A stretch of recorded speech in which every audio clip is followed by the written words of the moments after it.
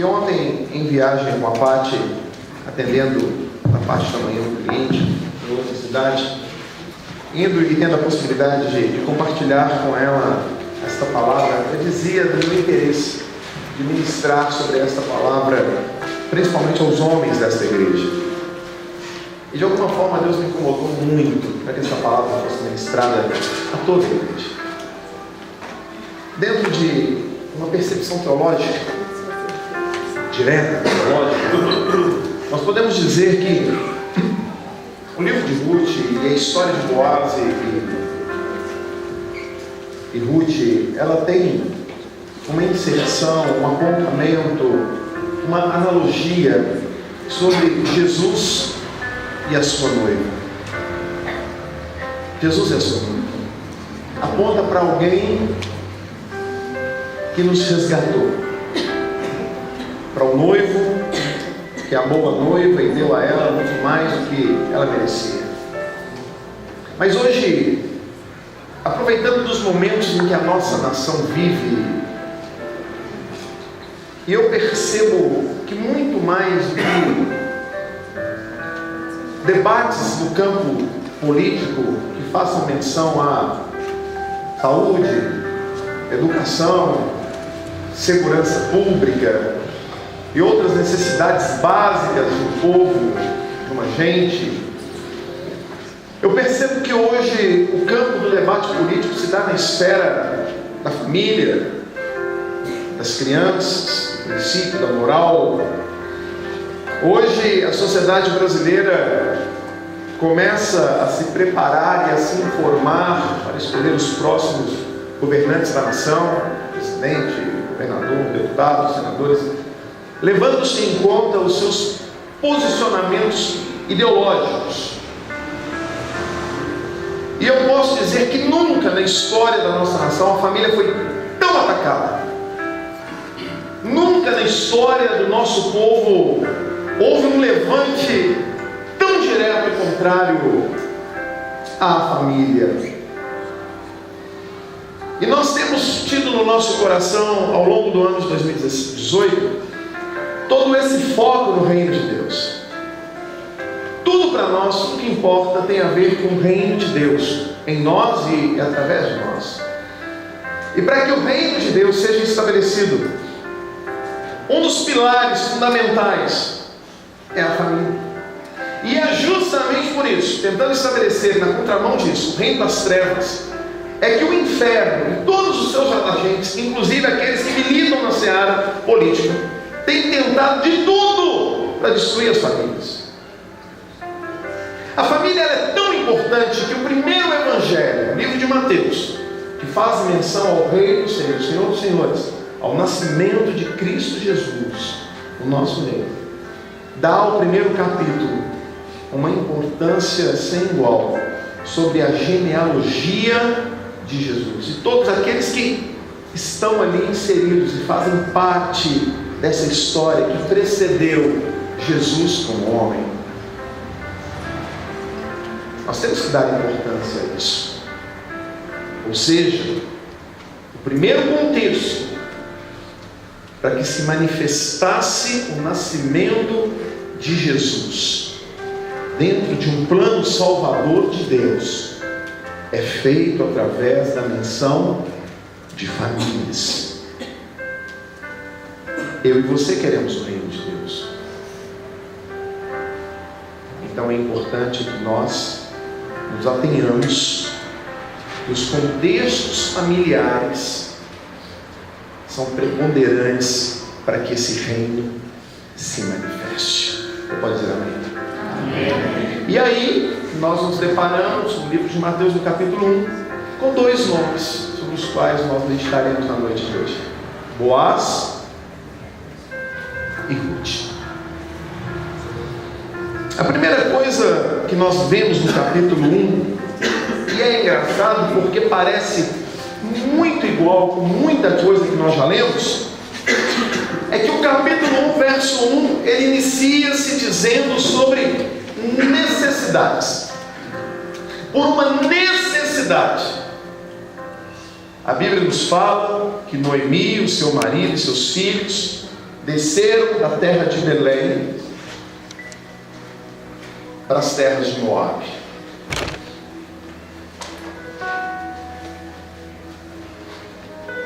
Parece engraçado, mas não é. O significado de Belém é terra do pão.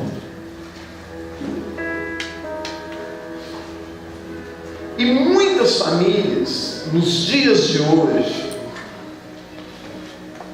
têm deixado a terra de Belém por necessidades e têm descido para tentar supri-las, permeando em ambientes contrários, difíceis, hostis, e têm ali estabelecido as suas raízes.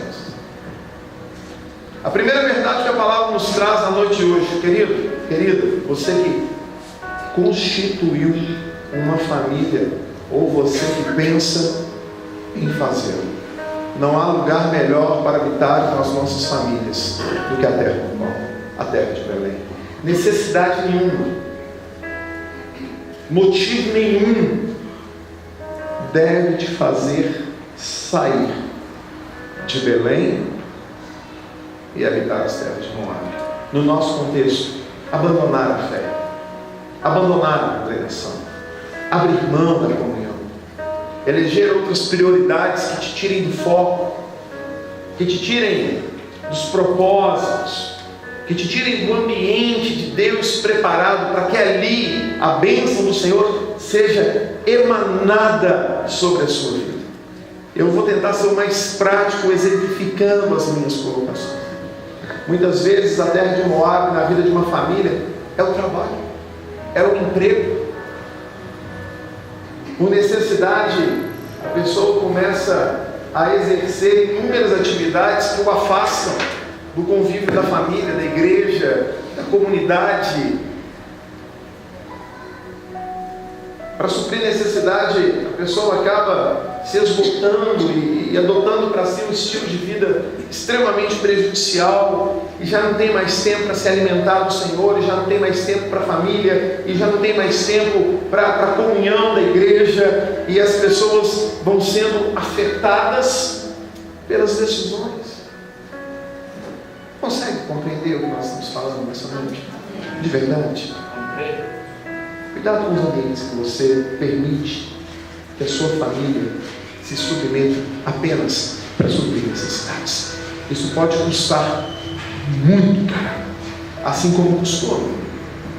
A Bíblia nos fala que foram perdas sucessivas. Deixa eu te falar uma coisa: toda decisão que você tomar, toda escolha que você fizer, vai resultar em consequências, boas ou ruins. E a Bíblia nos fala que sobre Noemi foram as piores. Perdeu-se o marido, depois perdeu-se os filhos, perdeu toda a possibilidade de riqueza, de vida, por causa de escolhas. Mas essa mesma Bíblia nos fala que os filhos de Noemi casaram-se com mulheres moabitas. Eu não quero aqui aprofundar no tocante às questões de Moabe, quem são, mas eu só quero te dizer algo de uma forma muito simplificada. A origem não é boa. E foram povos completamente adversários do contexto dos judeus, do contexto do povo de Deus. Foi gente que nasceu de situações familiares extremamente terríveis. E a história entre os moabitas e a terra de Israel é uma história terrível. E a Bíblia nos fala que os filhos de Noemi foram buscar filhas dentre as filhas de esposas dentre as filhas de Moabe. Agora, você que já leu a história comigo, já sabe que o final é feliz. E eu estou aqui para te dizer uma coisa. Irmão, me escute bem.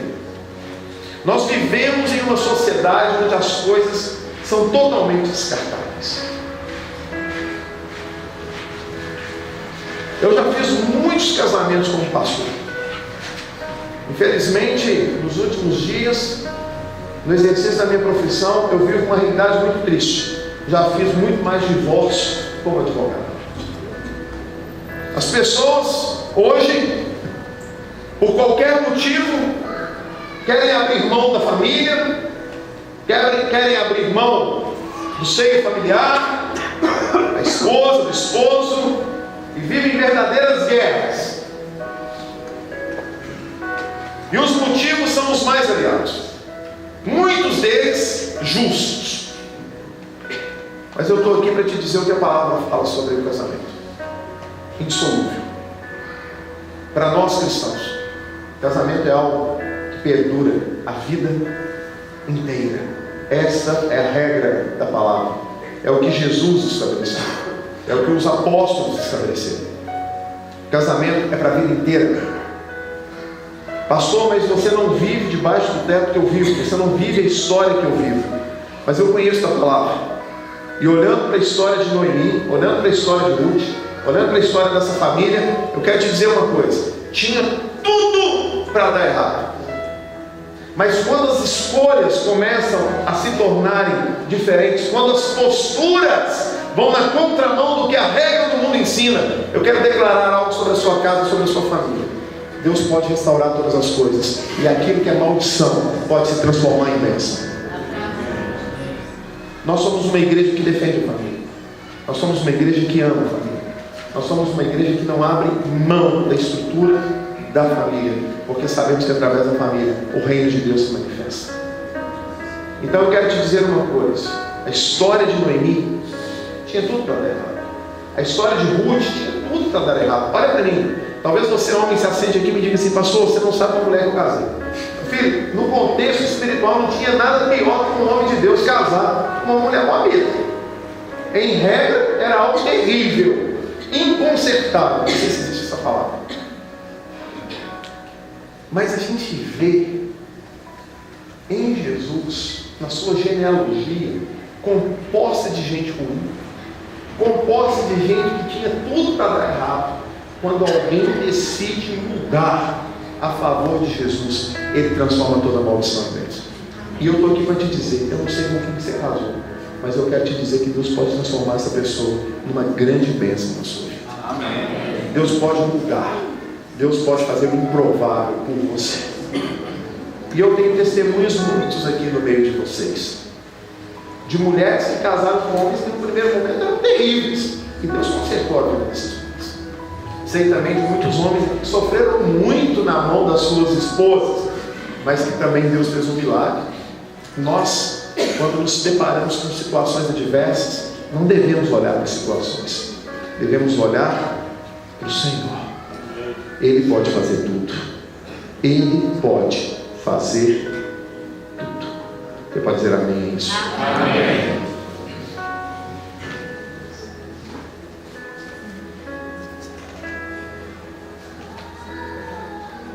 Nós temos duas noras que tomaram caminhos distintos. Uma seguiu em via de regra o que deveria fazer. Outra, porém, Ruth disse: eu não vou te deixar. Eu não quero que você me obrigue a te deixar.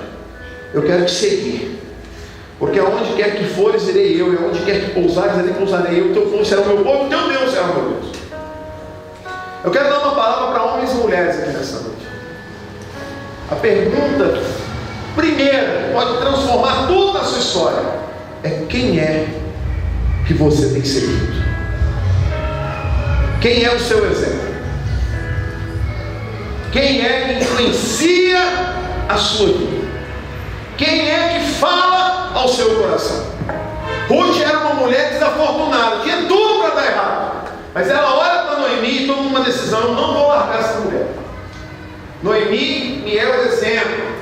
Noemi me é uma liderança. Noemi é uma pessoa em quem eu tenho um referencial, e a partir de hoje eu quero me anular, e eu quero seguir os passos de Noemi. Então Ruth diz para Noemi: olha, o teu povo é o meu povo, o teu Deus é o meu Deus. Aonde você for eu vou, aonde você ficar eu vou ficar, aonde você morrer eu vou morrer, mas eu quero andar com você.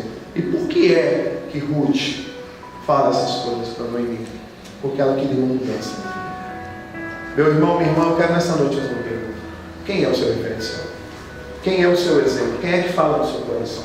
Quem é que você tem seguido? Por quem é que você tem dado a sua vida? Em quem você tem se espelhado? Homem, mulher, quem? Quem? Porque é isso o primeiro passo para uma transformação. Mulheres cristãs seguindo o movimento feminista.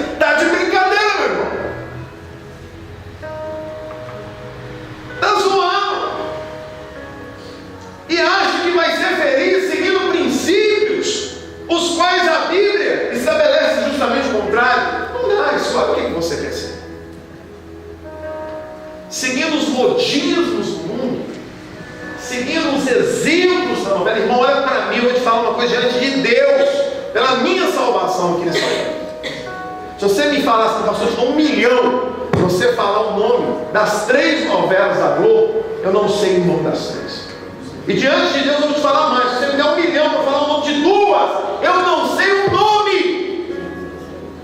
Se você me falar, pastor, eu te dou $1 milhão, me fala um nome só, ou das 6, ou das 7, ou das 9, diante do Senhor dos Exércitos, eu não sei o nome. E tem mulheres nessa igreja, homens nessa igreja que contam a história das 3 novelas, aonde as famílias são descartáveis, onde as tradições preponderam, onde os filhos são rebeldes, onde a estrutura familiar é destruída, onde toda essa gama de perversidade, de pecado, de promiscuidade é divulgado, e os crentes se alimentam. Aonde for a Globo, irei eu. Aonde for a telinha do Plim Plim, irei eu. Aonde as mensagens da Globo forem, eu me assentarei. Irmão, irmã, o que você está procurando? Aonde você está se orientando? Se para a mulher já é feio, sem demérito algum, homem noveleiro é o fim da picada, irmão. Arranja uma turma para jogar bola, na segunda, na terça, na quarta, na quinta, faz alguma coisa. Amizades. Irmão, deixa eu te falar uma coisa. Minha esposa tem amigas extraordinariamente lindas e maravilhosas, pessoas com as quais em qualquer momento, isso já aconteceu algumas vezes. André, estou indo viajar com elas, eu quero que vá mesmo, eu quero que passeie, porque são pessoas que são exemplo, amizades que somam, amizades que falam ao coração, amizades que influenciam bem, amizades que acrescentam, amizades que somam. Agora tem muita mulher, tem muito homem que tem andado no caminho dos pecadores, se assentado à roda dos escarnecedores e acha que está tudo bem. Gente que está falando ao seu coração, falando ao coração da sua esposa, e você está aí, meu irmão, parado. Mulheres que, como aquela samaritana, né, que numa sociedade que tenha moral, que tenha princípios e valores, ninguém andaria com ela. Está aí as filhas do rei, né, de braços dados, sendo influenciadas para cima e para baixo, e sendo ministradas por tais pessoas. Ruth é um exemplo de alguém que soube escolher gente de bem para falar no coração. Você quer que sua família seja abençoada, meu irmão? Você quer que sua família seja abençoada, minha irmã? Tenha gente de Deus para falar ao seu coração.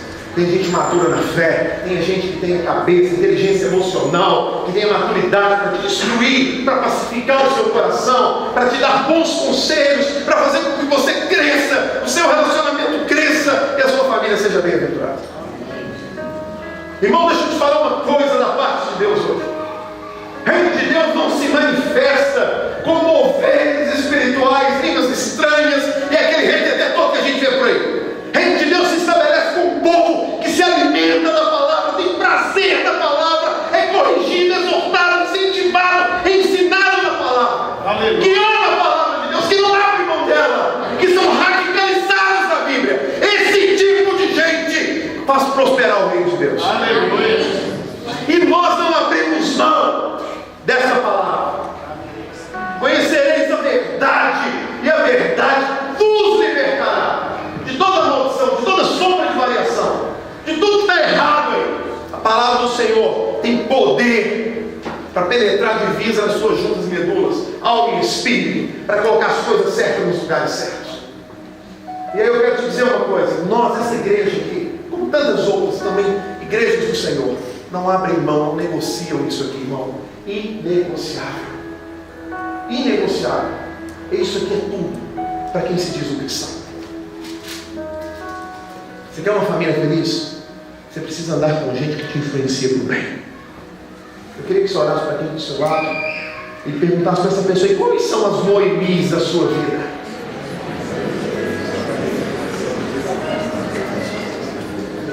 Não, e o desespero bate geral. Porque tem gente que vive a vida, irmão, sendo influenciada pelas redes sociais. Quantas vezes no ato de urgência a gente tem que pegar o celular, ligar para o irmão, para mim, pelo amor de Deus, tira essa postagem daí. Você está expondo sua vida. Você está falando do seu marido em rede social, você está falando da sua esposa em rede social, você está falando dos seus filhos, dos seus problemas, sua vida íntima. Tira isso aí. Tem gente, presbítero Ismael, que a grande maioria da vida é o que está nas redes sociais. Irmão, deixa eu te falar, eu ouvi uma frase essa semana, esses coaching. Ele disse algo que falou no meu coração. Você precisa se assentar nas mesas nas quais você seja o bobo. Isso é uma profundidade fantástica.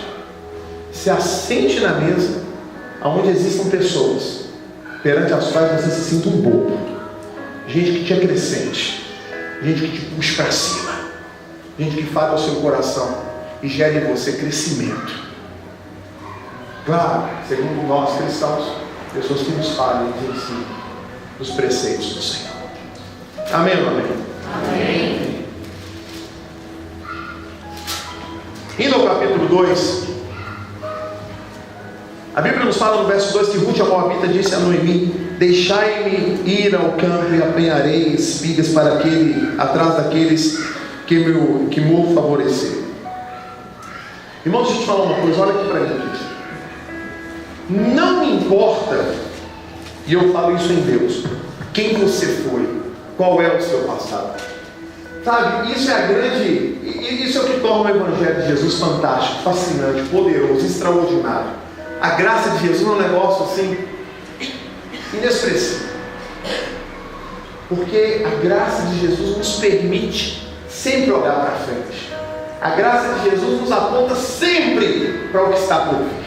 Pode ser no último momento, como foi na vida daquele ladrão que estava à direita de Jesus, a quem Jesus disse: hoje ainda tu estarás comigo no paraíso. Hoje ainda. Então Jesus disse para ele: para mim não importa, meu filho, o que você fez para trás. Importa a decisão que você está tomando hoje. E essa decisão é que vai fazer com que o seu futuro seja abençoado. Então eu estou para te dizer uma coisa: que não me importa a sua história do passado, irmão, não quero nem saber ela. Mas eu estou aqui hoje como anjo do Senhor nessa igreja para te dizer: Deus pode te dar um futuro extraordinário. A Bíblia nos fala mais uma vez: Ruth, a Moabita, não importa, mas no verso 2 ela faz algo que eu e você, homens e mulheres, precisamos aprender para o bem das nossas famílias: ter iniciativa de fazer as coisas que precisam ser feitas. Veja o contexto: voltam da terra de Moab, ainda aquela crise, sabendo que o favor do Senhor havia vindo sobre Belém. Chegam naquela terra, certamente com recursos extremamente escassos, passando dificuldades, mas a bênção do Senhor já estava ali. E um dia a Bíblia nos fala, no verso 2, no capítulo 2, que Ruth se levanta e diz a Noemi: eu vou apanhar espigas. Irmão, posso te falar uma verdade de Deus? Tem muita coisa errada na sua vida, tem muita coisa dando errado, dando atraso, porque te falta iniciativa de fazer aquilo que é preciso fazer. O que o versículo 2 nos aponta é: Ruth teve iniciativa. Você pode dizer isso para quem está ao seu lado e dizer: meu irmão, minha irmã, eu quero te pedir algo. Tenha iniciativa de fazer alguma coisa em prol da sua família.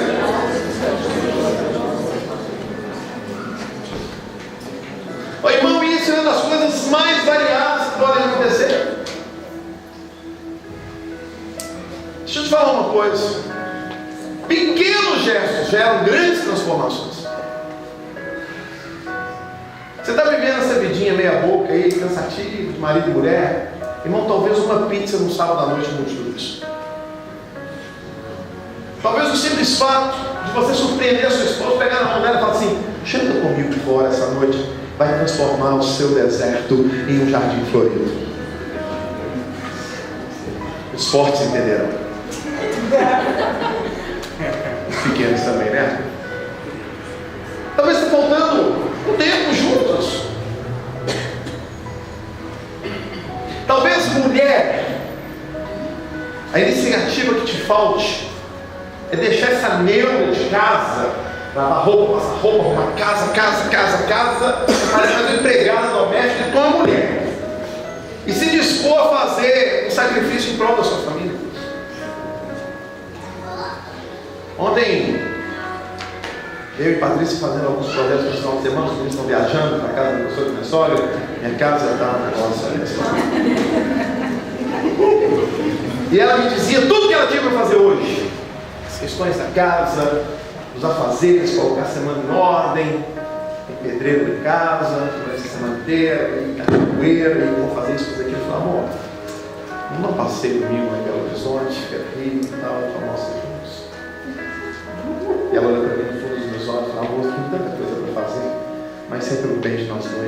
deixa me fazer depois.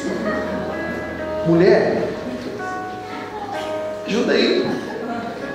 Invista no seu marido e nos seus filhos. Sabe por quê? Senão você vai morrer, filho. Vai ficar a casa, vai ficar os bens, vai ficar o maridão, vai ficar seus filhos.